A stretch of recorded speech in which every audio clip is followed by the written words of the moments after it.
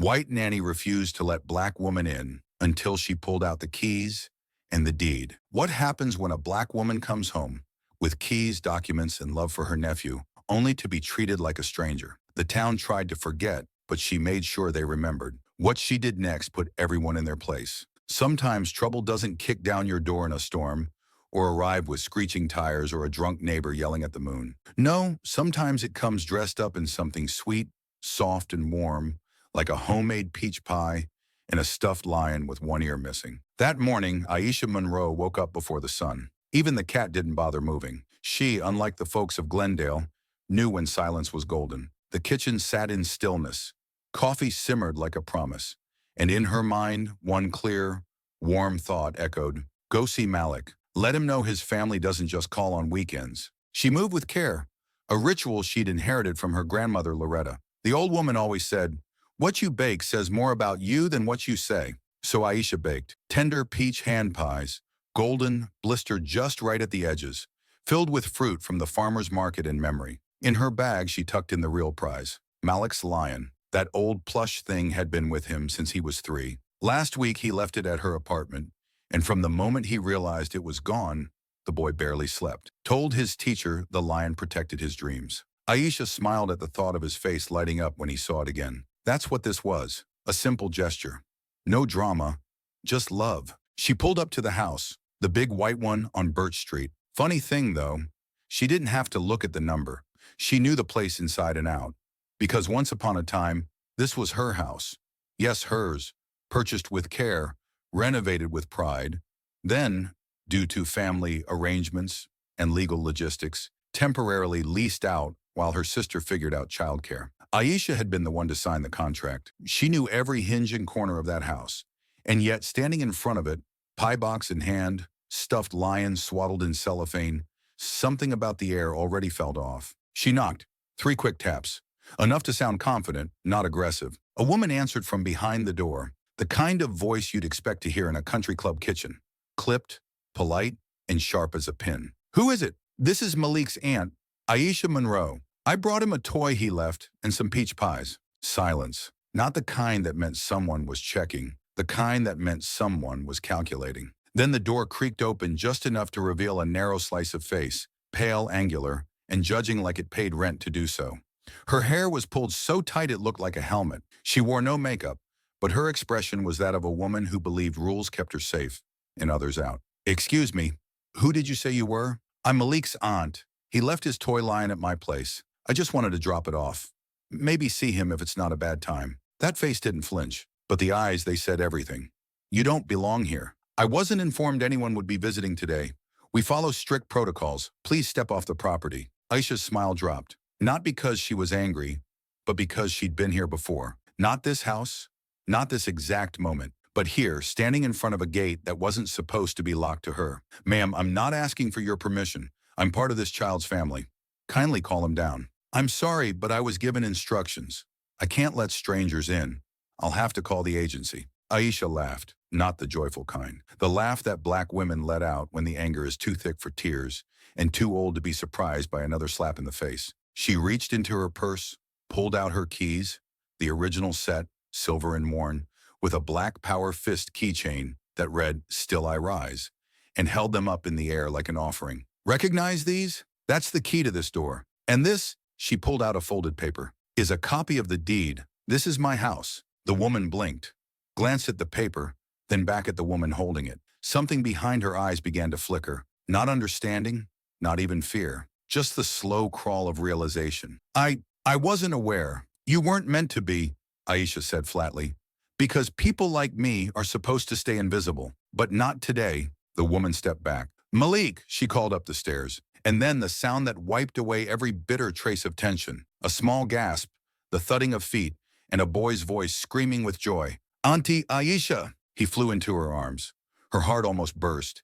His arms wrapped around her like they were glued there. He smelled like sleep, cereal, and crayons. "Hey, baby," she whispered. "It's okay. I got your lion. I got you." She stepped inside, and immediately everything changed. The house looked like it had been bleached. Where once there were framed photos, her parents, Malik as a toddler, Aisha at her med school graduation, there were sterile succulents, beige throw pillows, and nothing that said family. Just rental chic. She led Malik to the kitchen table, pulled out the pies, unwrapped the lion.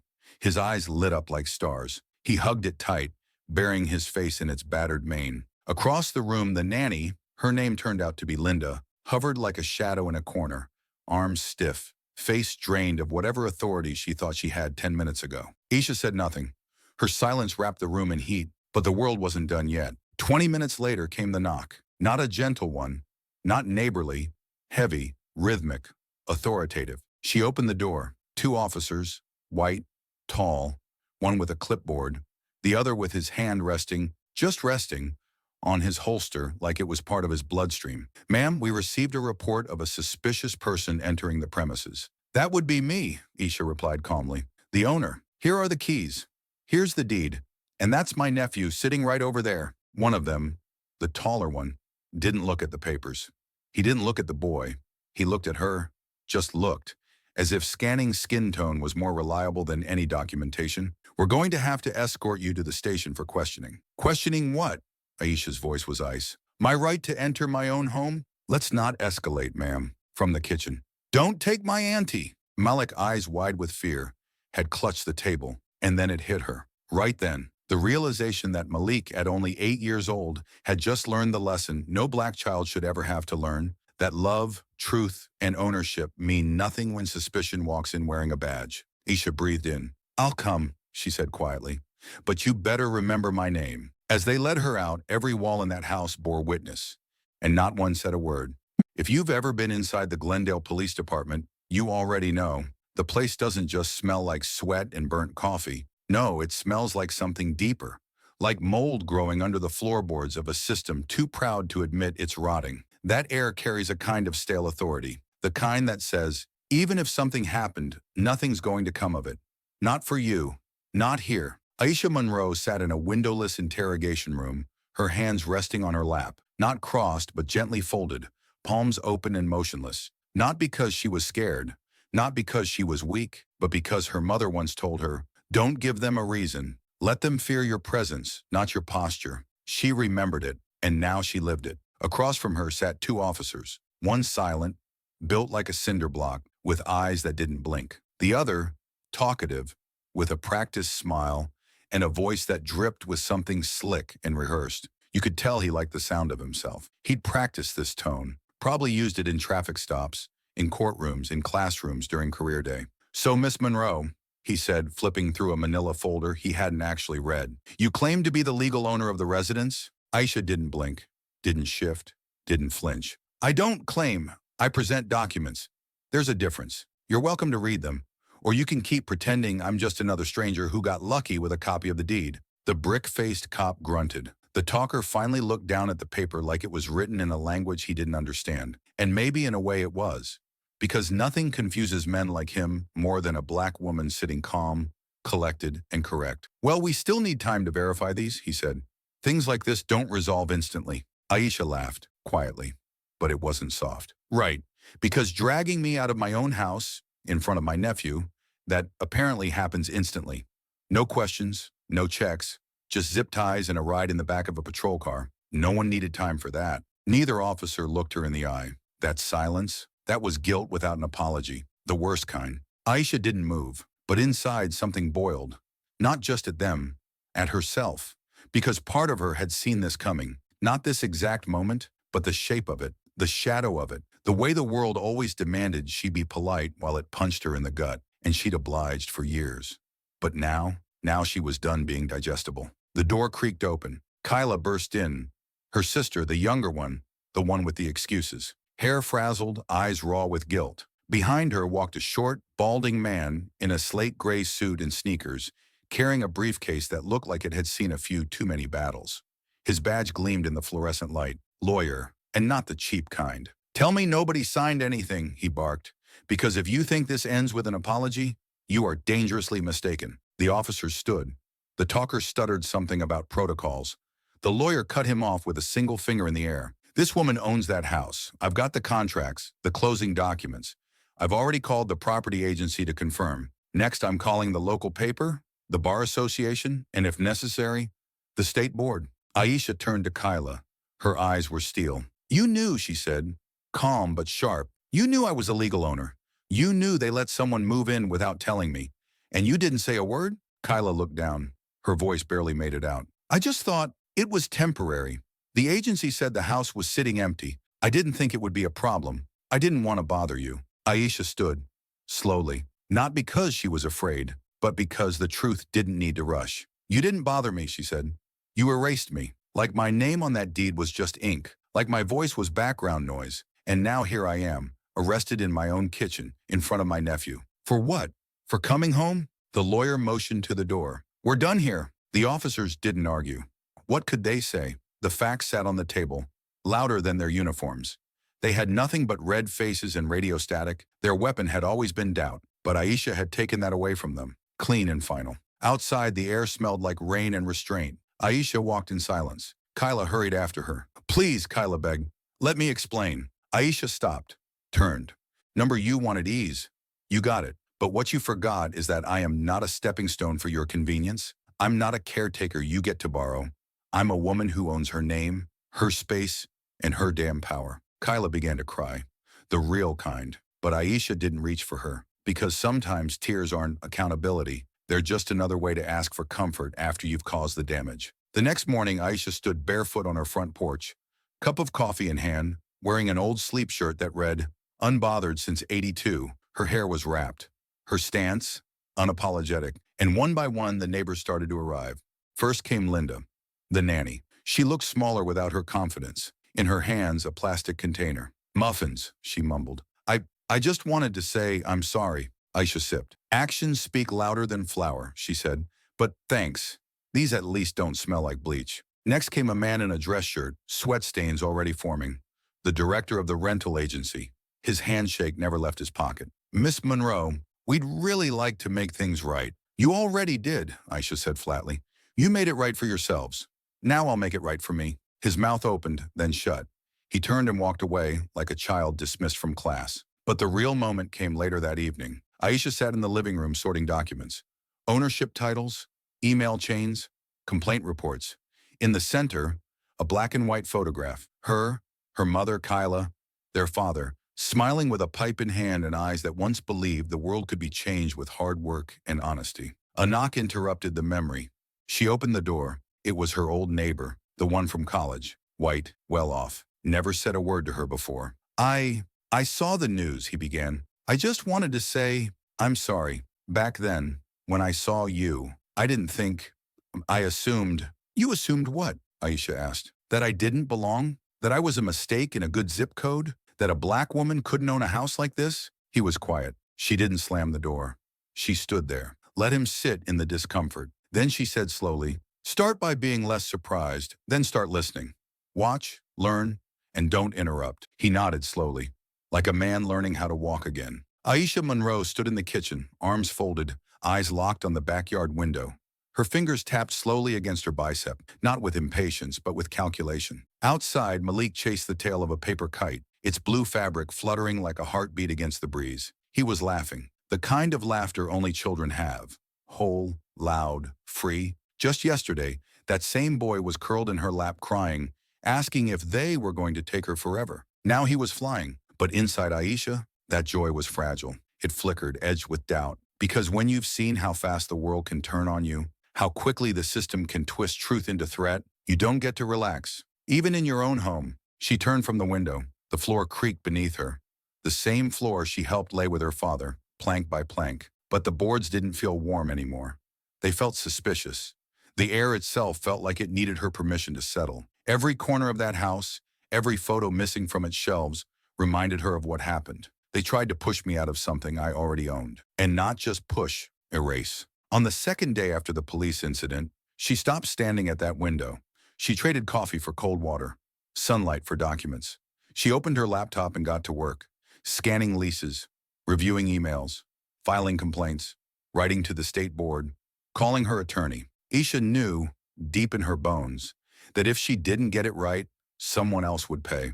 A different zip code, a different black woman, or worse, Malik, 10 years older, backpack on his shoulder, only to be slammed against a patrol car because some officer felt threatened. She opened the safe in her bedroom, Small, metal, dusty from disuse. Inside it lay a manila folder, neatly labeled, untouched for months.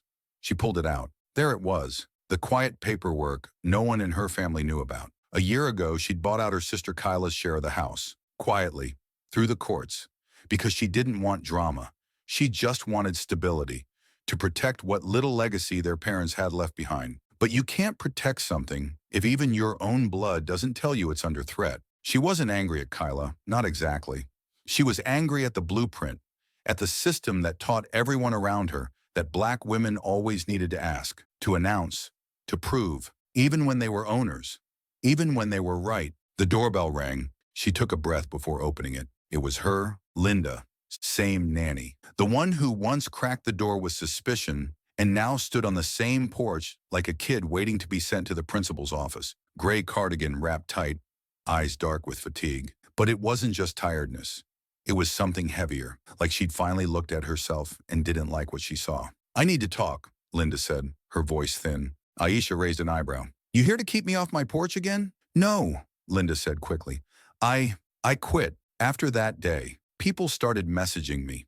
Friends, strangers, black women, telling me this wasn't the first time, telling me I always chose who to trust, without realizing it. She looked down. "For a while I told myself I was just following the rules, but now I see I was the rule. I was part of the problem." Aisha didn't speak. She turned and walked into the house, leaving the door open. Sometimes silence is the loudest kind of grace. Linda followed. In the kitchen, she set down a folder. Inside it were pages, copies of complaints from other women, other mothers, all black, all turned away for reasons that never had names. Wrong neighborhood, too loud, child needs too much attention, code words, the ones white families never see, but black women learn them like scripture. "This is from the agency," Linda said. "They follow patterns. Patterns I didn't question. But you can. You can do something with this." Aisha looked at the folder, then back at Linda. "I will." That night, Aisha stepped outside. The sun dipped low. Malik was drawing chalk rockets on the pavement, his little fingers dusty, his smile back. At the edge of the yard stood her old college neighbor, the one who used to call her articulate like it was a compliment, the one who never said a word until the police led her away in handcuffs. "Hey," he said awkwardly, "I've been thinking about everything. I was wrong. We were wrong." Aisha squinted at him. "Oh, and here I thought you just liked calling the cops for entertainment." "That wasn't me." "I don't care," she said blunt. "Your silence was louder than any siren. I lived next to you for 3 years. You only opened your mouth once you saw me in cuffs." His face flushed red. She didn't flinch, didn't soften. Not anymore. She'd played polite long enough for people like him. "I don't know how to make it right," he finally said. "You do," Aisha said. "Start by listening, then believe, then speak. Speak when it's not your pain. Speak when it's uncomfortable. Because while you're whispering, someone else is screaming and still going unheard." He nodded slowly and left. Aisha went back inside, paused in the hallway. There, just above the small table where the mail collected dust, hung a mirror. She stared into it. Her face didn't look peaceful. It looked honest. Not strong in that tired cliché way, but strong in the kind of way that said, "I will no longer dilute myself for your comfort." She picked up her phone, opened her voice memos, pressed record. "This is Aisha Monroe," she began, "and I want to tell you how one day I came home, to my own house, with keys in one hand and legal papers in the other, and still, I was treated like an intruder. Still, I was told to wait, to leave, to explain. Why? Because the color of my skin scared a woman I paid. Because the system fears us more than the violence it creates." She exhaled, clear, sharp. "But now I have more than keys. I have a voice, and I intend to use it." It had been exactly 31 days. Glendale, with its freshly trimmed hedges and silent HOA committees, had done what it always does when it gets uncomfortable. It tried to forget. The town, slick with pretense and politeness, preferred its chaos swept beneath welcome mats and its apologies buried in bureaucratic silence. They tried to forget how a black woman, the legal owner of her own house, was escorted away in handcuffs in front of a crying child. They tried to forget how a white nanny, armed with nothing more than company protocol and internalized superiority, blocked her at the threshold of her own living room. They tried to forget how 2 police officers glanced past deeds and documents, past logic and legality, straight into their decades-old training that told them, "You don't need to check when she looks like that." But the house hadn't forgotten. Its walls had soaked in every boot stomp, every frightened tear, every wordless scream caught in the throat of a boy who saw his hero marched away. And Aisha Monroe, she wasn't forgetting either. Every morning she brewed her coffee not out of habit, but out of intention.